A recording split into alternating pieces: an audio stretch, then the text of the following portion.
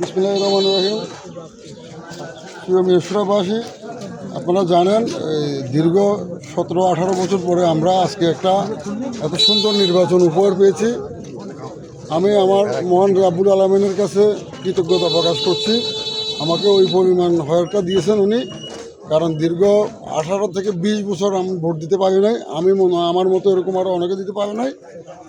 আর আপনারা আরও একটা বিষয় জানেন, আমি গত পয়লা বৈশাখে পলিটিক্যাল একটা প্রোগ্রাম থেকে যাওয়ার পথে ব্রেন স্ট্রোক করছি, মাইনর স্ট্রোক করার পরে আমি চিকিৎসাধীন ছিলাম চিরাং মেডিকেল।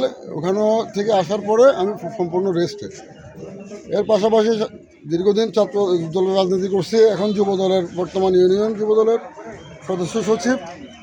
আমার বাড়ি 9 নম্বর ওয়ার্ড, 10 নম্বর মিঠানালা ইউনিয়ন।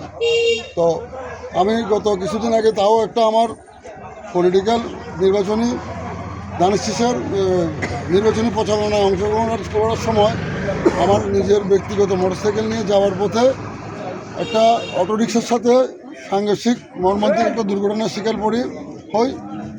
আমার দুটো পায়ে 4টা রড দোকান হচ্ছে, বড় ধরনের ফ্র্যাকচার আছে এবং আমার একটা কাটা আছে, ওটা মিনিমাম 4 ইঞ্চি থেকে অধিক। তো আমি এই ভোটের কারণে নিজের মনকে ধরে রাখতে পারি নাই। জাতীয়তাবাদী দলকে পছন্দ করি, আমার নেতা তারেক রহমানকে পছন্দ করি, আমার নেত্রী বেগম খালেদা জিয়াকে পছন্দ করি, যার কারণে আমি ওনাদের মায়ায়, আমার ধানের শীষের মায়া ত্যাগ করতে না পেরে আমি মেডিকেল থেকে আমার চিকিৎসকের সাথে পরামর্শ করে আমি সীমিত 4 থেকে 5 দিনের জন্য আমার বাড়িতে রেস্টে আসছি। ভোটটা দিয়ে ইনশাল্লাহ আমি আবার চট্টগ্রাম মেডিকেলে ভর্তি হয়ে যাব। সবাই আমার জন্য দোয়া করবেন। আমি আমার দেশনেত্রী বেগম খালেদা জিয়ার জন্য সবার কাছে দোয়া কামনা করতেছি।